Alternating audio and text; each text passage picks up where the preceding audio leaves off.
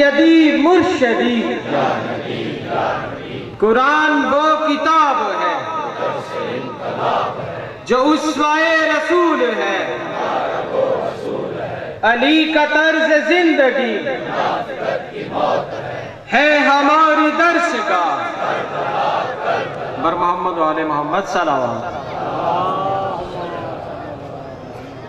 آئندہ جمعہ 27 سفر المظفر بعد از نماز مغربین مسجد و امام بارگاہ باب حیدر میں مولانا سید ضمیر حسین نقوی صاحب مجلس اعزاز سے خطاب فرمائیں گے۔ ٹھیک 6 بجے مجلس اعزاز سے خطاب فرمائیں گے۔ بر محمد و آل محمد صلوات۔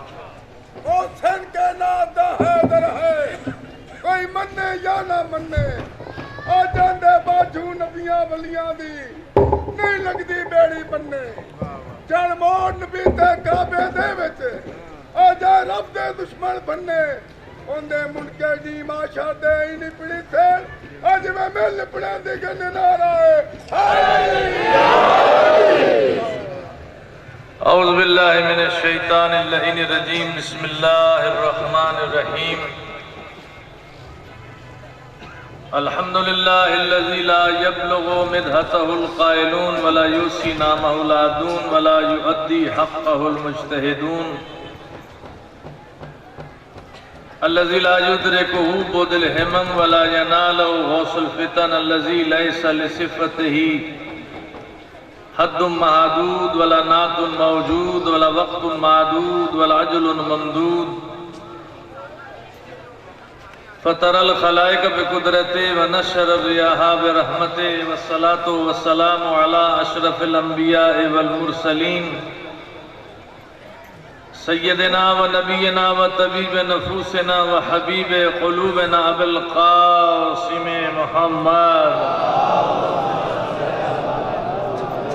وعلى آلہ طیبین الطاہرین المعصومین المنتجبین المنتخبین المظلومین، اما بعد فقد قال سبحانہ وتعالی فی محکم کتابہ المجید والفرقانہ الحمید، وهو اصدق الصادقین وقولہ الحق۔ بسم اللہ الرحمن الرحیم، ان اللہ اصطفى وآدم ونوح وعلى ابراہیم وعلى عمران علی العالمین، بلند تر درود بھیجئے محمد و آل محمد۔ عزیزان مرتبت، بغیر کسی تمہید کے تمام برادران اسلام سے مخاطب ہو کے، اگر اسلام سے خاندان رسالت کی خدمات نکال دی جائیں تو اسلام میں کچھ نہیں بچتا۔ آج تک یہ جتنا اسلام ہے اور قیامت تک رہے گا، یہ ہے خاندان رسالت کی قربانیوں کا نتیجہ۔ اللہ نے اسی لیے سورہ آل عمران، اللہ نے اس کا نام نہیں رکھا سورہ آل عمران، اللہ نے عمران اور اس کی پوری آل کو عالمین سے قیامت تک چنا ہوا ہے۔ آدم کو چنا ہے، نوح کو چنا ہے، آدم سے نوح تک تمام انبیاء کا ذکر ہے کہ ہم نے ان کو نبوت اور رسالت کے لیے چنا۔ ابراہیم کو امامت کے لیے چن لیا، وہ نبی بھی ہیں، امام بھی ہیں، خلیل خدا بھی ہیں، لیکن عمران کو اللہ نے چنا حفاظت دین کے لیے۔ محافظ دین خدا ہے عمران۔ اب تلاش آپ کریں وہ عمران ہے کون؟ نام میں نہیں لے رہا، اس سے پتہ چل جائے گا عیسیٰ کے نانا کا نام عمران، عیسیٰ کی شادی نہیں ہوئی، نسل آگے چلی نہیں، موسیٰ کی ایک بیٹی، ان کا انتقال ہو گیا، نسل آگے چلی نہیں۔ موسیٰ کے باپ کا نام عمران۔ اب کوئی ایسا عمران تلاش کریں جس کی اولاد قیامت تک ہو۔ وہ کائنات میں ایک ہی عمران ہے جس کا نام ہے ابو طالب۔ اللہ نے ابو طالب، اولاد ابو طالب کو قیامت تک کے لیے حافظان دین قرار دیا۔ حفاظت کرنا سب سے بڑا مشکل کام ہے۔ پیغام پہنچانا اور ہے، رسالت لانا اور ہے، لیکن حفاظت کرنا بڑا مشکل کام ہے۔ حفاظت میں جان بھی جائے گی، مال بھی جائے گا، اولاد بھی جائے گی۔ یعنی اللہ کو پوری عالمین میں کوئی ایسا وجود نظر نہیں آیا سوائے ابو طالب کے۔ اب یاد رکھیے پڑھے لکھے حضرات تشریف فرمائے، کسی بھی شخصیت کو سامنے لانے کے لیے طریقہ کیا ہے ہمارے پاس؟ روایت کو دیکھیں گے یہ شخصیت کیسی ہے، تاریخ دیکھیں گے شخصیت کیسی ہے، لیکن جس کی تائید قرآن کر دے، روایت کی دیکھنے کی ضرورت نہیں، تاریخ کو دیکھنے کی ضرورت نہیں ہے۔ قرآن سے پوچھتے ہیں ابو طالب کا کردار کیا ہے، تو قرآن کہہ رہا ہے اپنے حبیب کو احسان جتلا کر، الم یجد کا یتیمن فآوا، کیا تو یتیم نہیں تھا، ہم نے تجھے آغوش دی۔ جس کی آغوش کو اللہ آغوش کہہ دے۔ قرآن مجید میں دو پالنے والے ہیں، دو پلنے والے، ایک موسیٰ، اللہ نے پالنے والے کا جملہ اسی طرح نقل کر دیا قرآن میں۔ جب فرعون کے دربار میں موسیٰ گئے تو اس نے کہا الم نربک کا، کہ میں نے تجھے نہیں پالا؟ کیونکہ وہ مشرک تھا، نجس تھا، اللہ نے اس کے قول کو اپنا قول نہیں کہا، جس طرح اس نے کہا اسی طرح نقل کر دیا، لیکن حبیب کو احسان جتلا رہا ہے۔ آپ یتیم تھے، ہم نے آپ کو پناہ دی۔ اب رک کر میں ایک تاریخی دلیل دیتا ہوں کہ جناب تمام مسلمانوں نے لکھا ہے کہ رسول کے ساتھ ہمیشہ سے ایک غیبی قوت رہتی تھی اللہ نے نبوت سے پہلے۔ یہ میرا عقیدہ نہیں ہے، یہ میں تاریخ کی بات سنا رہا ہوں آپ کو۔ وہ کہتے ہیں رسول کے ساتھ بچپنے سے جوانی تک، اعلان نبوت تک ایک قوت رہتی تھی، غیبی قوت چھپی ہوئی، جو رسول کو ایسا کام نہیں کرنے دیتی تھی جو نفی نبوت ہو جائے۔ انہوں نے ایک واقعہ بھی لکھا کہ رسول کا پہلا سفر اپنے چچا کے ساتھ جناب ابو طالب کے ساتھ شام کی طرف، تو ایک بستی راہب کی آئی، اس نے رسول کی پیشانی دیکھی تو وہ سمجھ گیا یہ خاتم النبیین ہے، کمال ہے، راہب سمجھ گیا کہ یہ ہے خاتم النبیین۔ تو اس نے مختصر اصرار کیا، حضور کو دسترخوان پر بلایا گیا، جناب ابو طالب بیٹھے ہیں، قافلے والے بیٹھے، لیکن سرکار ہاتھ نہیں بڑھاتے کھانے کی طرف۔ راہب نے کہا سرکار میں نے تو یہ تمام اہتمام ان کے لیے کیا ہے، یہ کھانا کھاتے کیوں نہیں؟ چچا میں ایسے دسترخوان سے کھانا نہیں کھاؤں گا جس جانور کے ذبح میں اللہ کا نام نہ ہو۔ تو وہ کہتے ہیں کہ یہ وہ غیبی قوت تھی، چھپی ہوئی قوت تھی کہ جو رسول کو کھانا نہیں کھانے دے رہی تھی۔ جس غیبی قوت نے ایک وقت کھانا نہیں کھانے دیا، اس نے ابو طالب کے گھر میں اسے رہنے کیسے دیا؟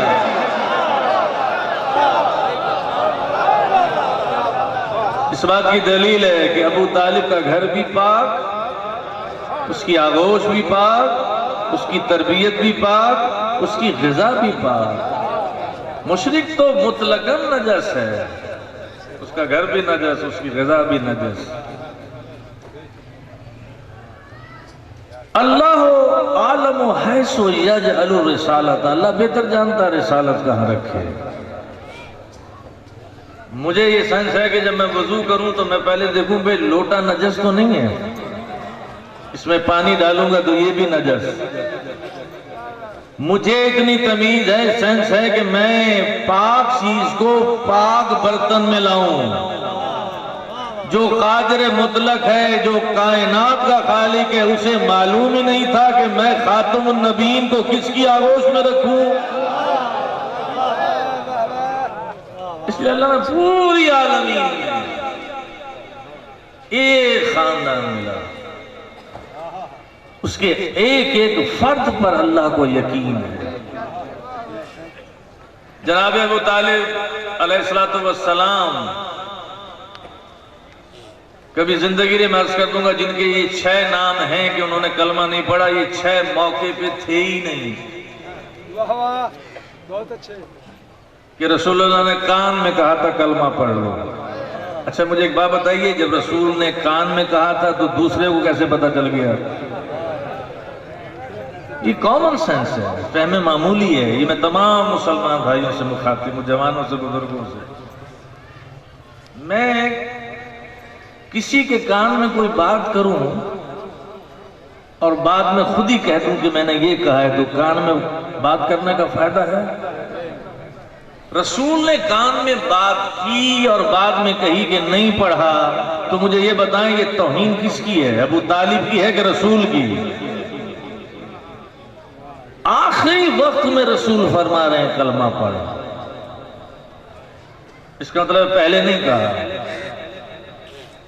میں دیکھوں کہ اس بندے کو میں یہ بات نہیں کہنا چاہتا، ابھی نہیں کہنا چاہتا، مجھے اس سے کام بڑے ہیں، اگر میں نے کہی تو یہ بگڑ نہ جائے۔ آخری مرحلے پہ گاؤں سے نکلتے ہوئے میں کہوں بھائی یہ تمہارے میں بات صحیح نہیں ہے، اس کو یوں کر لو، کیونکہ میں جانتا ہوں میں تو نکل رہا ہوں، اب مجھے کام پڑے گا ہی نہیں۔ یہ خود غرضی میری ہے یا اس کی ہے؟ رسول کو جب تک حفاظت کی ضرورت تھی تو کلمہ نہیں پڑھایا، اب جب چچا جا رہا ہے تو کہہ رہا ہے کلمہ پڑھ۔ ابو طالب کی توہین نہیں ہے بھائی، یہ رسول کی توہین ہے۔ ابو طالب کو کلمہ پڑھنے کی ضرورت ہی نہیں تھی، کلمہ وہ پڑھیں جو پہلے شرک میں تھے، کفر میں تھے۔ یہ تمام خاندان، میں نے کہا نا قرآن سے پوچھیے، آپ تاریخ سے مت لیجیے، قرآن نے تائید کی ہے، پورے خاندان کی تھا۔ ابو لہب تک مشرک نہیں ہے، ذمہ داری سے کہہ رہا ہوں میں آپ۔ رسول کا چچا ابو لہب مشرک نہیں ہے، کافر نہیں ہے، یہ کبھی بھی بت پرست نہیں ہوا۔ اس پہ جو تبرہ اور لعنت آئی ہے قرآن میں، یہ اس کی بیوی کی وجہ سے آئی کہ یہ بیوی اور سسرال کی وجہ سے دشمن رسول بنا، ورنہ رسول کا کوئی خاندان کا فرد آج تک کبھی بت کے سامنے نہیں جھکا۔ خاندان رسالت واحد قبیلہ تھا جس کا خانہ کعبہ میں کوئی بت نہیں تھا۔ 361 قبیلے ہیں مکے میں، خاندان رسالت سمیت 360 ہیں، ایک نہیں ہے۔ 360 بتوں کے سامنے جھکتے ہیں، ایک نہیں جھکتا۔ تو اللہ نے پورے خاندان، سب سے پہلا شہید اسلام کا بدر سے پہلے، وہ کوئی اور نہیں ہے، ابو طالب کا بیٹا ہے، حضرت طالب، جن کے نام پہ آپ کی کنیت ہے ابو طالب۔ رسول کچھ شخصیات مکے میں چھوڑ کر گئے ہجرت کے وقت، اپنے چچا عباس کو چھوڑ کر گئے۔ تم میری آنکھ بند کے رہو یہاں، دیکھتے رہو مشرک کیا کر رہے ہیں، کافر کیا کر رہے ہیں۔ حضرت عقیل وہیں رہے، حضرت طالب وہیں رہے۔ بدر سے پہلے انہوں نے کہا یہ طالب کو لے کے چلو، کیونکہ یہ ہماری جاسوسی کرے گا۔ اور دوسرا پہلو ہے بلیک میلنگ، جس کو آپ کہتے ہیں کہ کسی ایک فرد کو قابو کر لو، پھر سامنے والے سے جو مرضی منواؤ۔ لیکن جناب طالب جانتے تھے کہ میرے باپ نے اس رسول کے لیے کیا کچھ کیا ہے، شیب ابی طالب میں کس طرح سے بستر بدلے ہیں۔ تو آپ نے دوران سفر دعا مانگی، بار الہ یہ میرے سید کو رسوا کرنے جا رہے ہیں، جب یہ پلٹے تو تو انہیں رسوا کر کے بھیج۔ काफिरों ने मुशरिकों को जब ये सदा सुनी तो उन्होंने कहा कि इसको कत्ल कर दो। 1000 का लश्कर था, एक तालिब, आपको शहीद किया गया, आपकी लाश नहर में बहा दी गई। आपको तारीख में ये नहीं मिलेगा, जबकि ये है 4-5 सतरें मिल जाएंगी आपको, लेकिन चूंकि छुपाई इसलिए गई। अब जाहिर बात है कि तालिब और था, मारने वाले और थे। कातिल और होता है, मकतूल और होता है। आपकी लाश को नहर में फेंक दिया गया। दूसरा बेटा अबू तालिब का जाफर, आज जितना भी अफ्रीका में और उसके चारों तरफ इस्लाम है, ये सिर्फ जाफर तैयार का एक खुतबा। जब आप हुक्म से गए कि जाओ तुम हबशा की तरफ चले जाओ, तो आप तकरीबन 70 या 80 अफराद आपके साथ थे, और इधर से मुश्रिक काफिर भी थे। नजाशी बादशाह जो था हबशा का, जिसको पहले हबशा कहा जाता था, इथियोपिया जी भी, उसको उस वक्त हबशा कहा जाता। उसका जो बादशाह था, जो भी आता था, उसको नजाशी एक टाइटल था ईसाई मजहब का। जनाबे जाफर गए, पीछे पीछे ये ताक़ुब करते हुए जब पहुंचे तो उन्होंने कहा कि हमें हवाले कर दो इस जाफर को, ये हमारा नाउज़ुबिल्लाह बागी है। तो जाफर ने कहा कि नजाशी को मुखातिब करके मेरी बात सुन लो, उसके बाद जो फैसला करोगे। तो आपने वहां खुतबा पढ़ा, उसमें अपना तारुफ कराया कि मैं कौन हूं, फिर रसूल की सिफात बयान की कि रसूलुल्लाह जिन्होंने दावे नबूवत किया है उनकी सिफात क्या है। नजाशी ने हुक्म दिया कि ठीक है, इनको इजाजत दो। आपने खुतबा देना शुरू किया। उलमाए ईसाई किताबें खोले बैठे हुए हैं। हजूर की जब सिफात पढ़नी शुरू की तो उन्होंने अपना सर भुनना शुरू किया। इसका मतलब था ये सही कह रहा है। उसमें आपने पहला जुमला जो अपने तारुफ में कराया है, वो उसमें फख्र किया है कि मैं उस माँ का बेटा हूं जो अल्लाह की 3 दिन मेहमान रही है। मैं अबू तालिब का बेटा जाफर, बाद में नाम आपका पड़ा तैयार।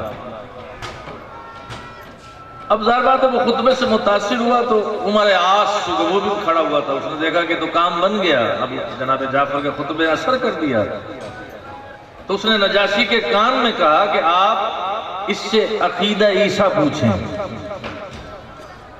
अगले दिन जब ये आए तो इससे अकीदा ईसा पूछें। अब लोग लरजने लगे। अब ये अकीदा ईसा कहेंगे तो नजाशी तो नाराज हो जाएगा, लेकिन ये है खानवादा रिसालत। आपने उस अंदाज से ईसा की तारीफ की जो कुरान के अंदर है। आपने पढ़ना शुरू किया सूरह मरियम, बिस्मिल्लाहिर्रहमानिर्रहीम, काफ हा या ऐन स्वाद। इधर ये पढ़ रहे थे, उधर नजाशी रो रहा था।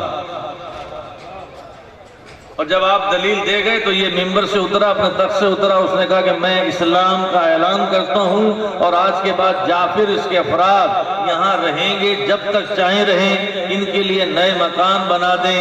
आप 10, 12 या 14 साल वहीं पर रहे। सारा इस्लाम जो फैला ये अबू तालिब के लाल की वजह से। ये यहाँ ईसाइयों को मोमिन बना रहे थे। इसका छोटा भाई अली खैबर में यहूदियों को इस्लाम बांट रहा था। ईसाइयों को मुसलमान करने वाला है जाफर, यहूदियों को शिकंजा देने वाला है अली। सबसे छोटे हैं अली, सबसे बड़े तालिब, अकील, जाफर, फिर मौला कामल। चारों बेटे बाकमाल। एक बेटी है उम्मे हानी सलाम अलैहा, जिनके घर से आगाज महराज हुआ। तो अब आप देखें, बेटे भी बाकमाल, बेटी भी कमाल। जहां अल्लाह नुक्ता-ए आगाज महराज का कर रहा है, वो भी घर चुना तो बेटी अबू तालिब की। पहला शहीद चुना तो बेटा अबू तालिब का। मूता में शहीद चुना तो बेटा अबू तालिब का। खैबर के लिए चुना गया तो बेटा अबू तालिब का। करबला में आया बेटा अबू तालिब का। भाई अबू तालिब को निकाल के देखो, इस्लाम में बचेगा ही कुछ नहीं। کیونکہ یہ ساری تربیت ابو طالب کی ہے. شیب ابی طالب میں طالب بھی دیکھ رہا ہے کہ میرا باپ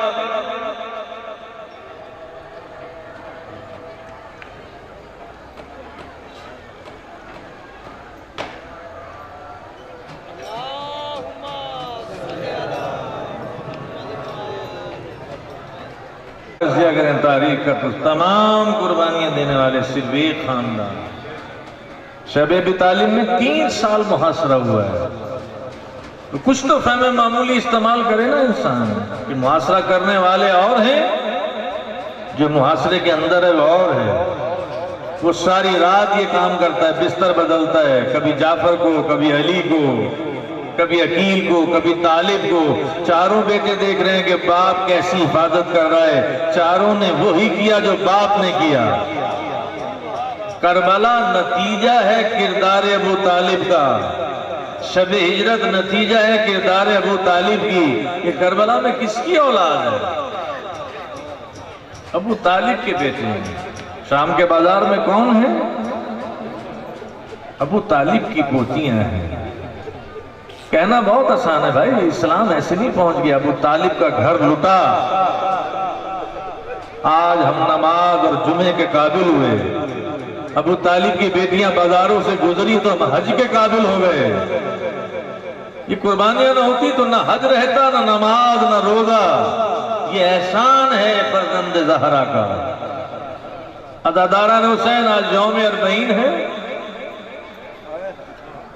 اور روایت ہے جہاں بیٹھے ہوئے ہیں، جس حصے پہ بیٹھے ہوئے ہیں کسی کی ملکیت نہیں ہے، تو عام راہ ہے.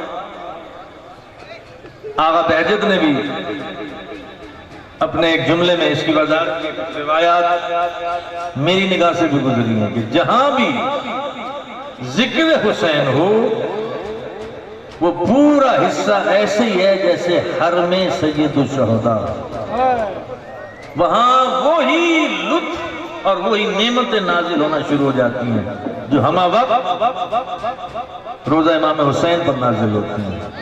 عزاداران حسین، میں ایک اذان پہ چونکہ رک گیا تھا احترام اذان میں، اب چونکہ میں مصائب پڑھ رہا ہوں تو اس لیے غور سے بس چند آنسو بہائیے اور اس کے بعد ماتم کیجیے.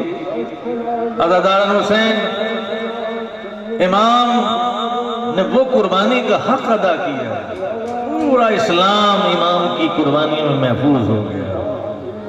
آج 40 ہے اور 40 پہلی چہلم کرنے آج زینب آئی کربلا میں. پوچھا صحیح سجاد نے، رکیے ماں پہلے مدینے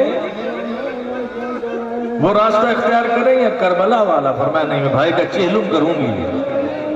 کربلا میں سب سے پہلا زائر حسین رسول کا صحابی جابر بن عبداللہ انصاری، جب یہ پہلے دن قبر امام حسین پر آیا، بنی اسد والوں سے پوچھا میرا مولا کہاں دفن ہے؟ امام کی قبر پہ آکے ہاتھ رکھا، سلام کیا، السلام علیکہ یا ابا عبداللہ الحسین. جواب نہیں آیا. پھر سلام کیا، جواب نہیں آیا. تیسری مرتبہ سلام کیا. ایک مرتبہ چیخ بلند ہوئی جابر کی. حضرت عطیہ صاحب نے پوچھا جابر کیوں روئے؟ کہا سلام تو تب کریں جب سر قبر میں ہو. ابھی تو میرا مولا سجاد سر لائے گا تو دفن کرے گا. عزاداران حسین، جابر کا طریقہ تھا کہ اس وادی کربلا سے جو قافلہ گزرتا تھا، امام سجاد جب آئے ہیں آج کے دن، جو بھی قافلہ گزرتا تھا اس کو روک لیتے تھے. آج جب امام آئے قافلہ روک دیا اور کہا کہ دیکھو یہاں اپنی سواریوں سے اترو، اپنے پیروں سے جوتیاں نکالو، کیونکہ یہ وادی حسین ہے، یہ وادی عباس ہے، یہ وادی علی اکبر ہے. بی بی کہتی ہے سجاد اب اس کو بتانا نہ ہم کون ہیں، بار بار پوچھو یہ کس کی وادی ہے. جابر کو لہجے سے مانوس تھا، فوراً کہا کہ آپ کہیں میرے مولا سجاد تو نہیں ہیں؟ ہاں جابر صحیح پہچانا.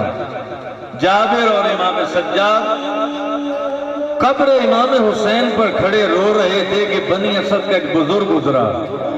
اس نے کہا آج تک کوئی غریب کی قبر پہ کوئی رونے والا نہیں آیا. کہ بندگان خدا آپ کون ہو؟ امام پوچھتے پہلے تم بتاؤ تم किस कबीले से हो? बनी असद कबीले से। इमाम फरमाते हैं तुमने तो फिर पूरी जंग देखी होगी। कहा मैंने पूरी जंग देखी, इस शहीद की मैंने पूरी जंग देखी, जिसको ये भेजता था मैं देखता रहा। फजर की अजान से असर तक अपनी शहादत तक ये एक एक सहाबी अंसार को भेजता रहा और जो गिरता था उसकी लाश खुद उठाता था। लेकिन ये ऐसा शहीद है, इसने सबकी लाशें उठाई, इसकी लाश उठाने वाला कोई ना था। अज़ादारान हुसैन, इमाम फरमाते हैं बनी असद के बुजुर्ग में इसी साहिब कब्र का बेटा हूं, सईद सज्जाद हूं। वो पहचान न सका। एक साल भी अगर आप लगाएं तो साल के बाद भी इंसान पहचान लेता है ये कौन है। आप सज्जाद हैं? जब गए थे तो हालत ये न थी, बालों में सफेदी नहीं थी, कमर झुकी हुई नहीं थी। इमाम रोकर कहते हैं बनी असद के बुजुर्ग जिसकी इज्जत और नामूस बाजार में चली जाए, दरबार में तशहीर हो जाए। ये काफिला मुरत्तब हुआ मदीने के लिए, तमाम बीवियां सवार हुई लेकिन एक बीवी नजर नहीं आई। असगर की मां रबाब वारिस की कब्र में बैठी हुई है। इमाम फरमाते हैं अम्मा मदीने के लिए काफिला तैयार है, बेटा क्या मुझे इजाजत नहीं देते कि यहाँ मुजावरे हुसैन बनकर रहूं? जब मेरे वारिस के जाहिर आए तो मैं उन्हें भर भर के जाम पिलाऊं, कहूं कि आओ आने वालों तुम अपनी प्यास बुझाओ, मेरा वारिस तो प्यासा गया, मेरा चश्मा प्यासा गया। अज़ादारान हुसैन, ये काफिला मदीने के बाहर रुक गया एक बाग में कि अभी अंदर नहीं जाएंगे। इमाम ने फरमाया अभी अंदर नहीं जाना, यहाँ रुक जाओ। बशीर को बुलाया गया, उसने मरसिया पढ़ना शुरू किया। अहले मदीना मदीना रहने के काबिल नहीं रहा। सज्जाद आया लेकिन हुसैन के बगैर, अकबर के बगैर, अब्बास के बगैर। अज़ादारान हुसैन, बस एक बीबी ने ये सदा सुनी, अब्बास की माँ उम्मुल बनीन अपने पोते को भेजा, का बशीर को बुला कर लाओ। बशीर तुमने क्या मरसिया पढ़ा? सज्जाद आए? कहाँ आए? मदीने के बाहर हैं। अज़ादारों से इधर से जनाब उम्मुल बनीन गुजरी, उधर से मोहम्मद हनफिया निकले, बाग के करीब पहुंचे। साथ मनादी देने वाला मनादी देता हुआ चला, बाजार वालों निगाहें झुका लो, अली का हरम गुजर रहा है, अब्बास की मां गुजर रही है। सारी निगाहें झुकती रही लेकिन देखा एक ज़ईफ बैठा हुआ है। बाग के दरवाजे में एक ज़ईफ है निगाहें झुकाए हुए। मनादी कहता है तुमने नहीं सुना, अली का हरम आ रहा है, अब्बास की मां आ रही है। बस सुनना था, अब्बास की मां आ रही है। इमाम ने सर उठाया, दादी उम्मुल बनीन मेरा सलाम। दादी इनकलाबे जमाना ये है, आज आप भी नहीं पहचान सकी। ये काफिला जलूस मदीने में दाखिल हुआ। सबसे पहली हाजिरी सैयदा ज़ैनब ने नाना के मज़ार पर दी। नाना मेरा सलाम। नाना अगर ना महरम साथ न होते तो दिखाती उम्मत ने अजर रिसालत का दिया है। नाना तेरी उम्मत ने ज़ैनब को इतना रुलाया, तेरी बेटी को इतना जगाया कि मेरी आंखों का नूर जाता रहा। उसके बाद अपनी चादर से फटा हुआ कुर्ता कब्र रसूल पे रखा, कब्र रसूल लरज गई।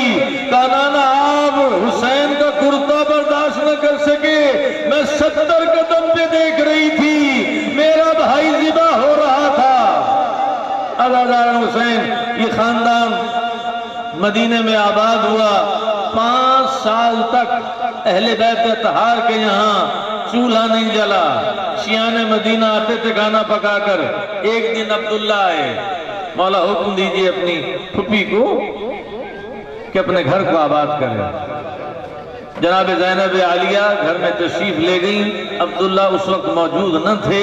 देखा जब वापिस आकर तो कोई खाक नशीन खातून बैठी है, मसनद पे नहीं बैठी बल्कि खाक पर बैठी हुई है। अब्दुल्ला आके कहते हैं बीबी अगर कोई सवाली हो और सवाल लेकर आई हो तो अली की बेटी दोबारा मदीने में आ गई है। امام سجاد کے دولت سرا پر جاؤ، بس یہ کہنا تھا سوالی ہو۔ بی بی اٹھ کے کہتی عبداللہ آج تو بھی نہ پہچان سکا عزاداران حسین۔ اب عبداللہ کہتے ہیں بی بی بس میں 2 باتیں پوچھنا چاہتا ہوں، کربلا میں سے 2 باتیں پوچھنا چاہتا ہوں۔ کیا پوچھنا چاہتے ہو؟ آنو محمد کیسے مارے گئے؟ کہا نہیں۔ شام غریبہ کیسے گزری؟ کہا نہیں۔ بازار شام، دربار شام؟ کہا نہیں۔ بس میں 2 باتیں پوچھتا ہوں۔ صفین کی جنگ میں میرے مولا علی نے فرمایا تھا میرا حسین بہت بہادر ہے، بس مجھے میرے مولا کی جنگ سنا دیجیے۔ علی کی بیٹی تڑپ گئی اور عبداللہ تو نے میرے سوئے ہوئے زخم جگا دیے۔ عبداللہ سننا ہے تو سن، عصر عاشور تھا، میرا بھائی زین ذوالجناح پر گریبان چار، برہنہ سر، ذوالفقار ہلاتا تھا اور کہتا تھا جس کا تم نے جوان بیٹا مار دیا اس کی جنگ دیکھو۔ عبداللہ ایک مرحلہ ایسا آیا میرا بھائی اکیلا تھا، مارنے والے ہزاروں میں تھے، تیروں کی بارش عزاداران حسین۔ ایک مرتبہ ایک تیر امام کی پیشانی میں پیوست ہوا، امام نے دونوں بائیں ذوالجناح کے گلے میں ڈال دی اور کہا مرتجز لاشوں میں تلاش کر میرا اکبر کہاں ہے، مجھے اکبر کے پہلو میں اتار دے۔ عزادار حسین راوی کہتا ہے میں نے دیکھا کہ مرتجز دوڑا، تھوڑی دیر بعد میں نے دیکھا زین ذوالجناح خالی تھی، میں نے زمین دیکھی زمین خالی تھی، اب جو میں نے دیکھا حسین تیروں پر معلق ہے، خدا جانے کسی ملک نے تیروں کو جدا کیا۔ امام آئے، زمین سے اپنی پیشانی کو متصل کیا، رضن بے قضائی و تسلیما لامرے، اور شمر ملوم چلا، ادھر شمر چلا ادھر آواز بلند ہوئی حسین قتل ہو گیا، حسین ذبح ہو گیا۔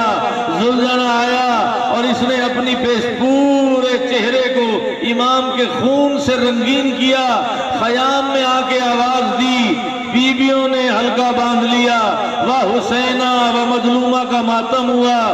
راوی کہتا ہے 4 برس کی بچی آگے آئی اور اس نے چھوٹے چھوٹے ہاتھ ذوالجناح کی پیشانی پہ رکھ دیے اور کہا کہ بابا کے مرتجز یہ نہیں پوچھوں گی میرے بابا کو کہاں اتارا، بس اتنا بتا جب میرا بابا ذبح کیا گیا تھا تو پانی پلایا تھا یا میرا بابا پیاسا چلا گیا۔ ماتم حسین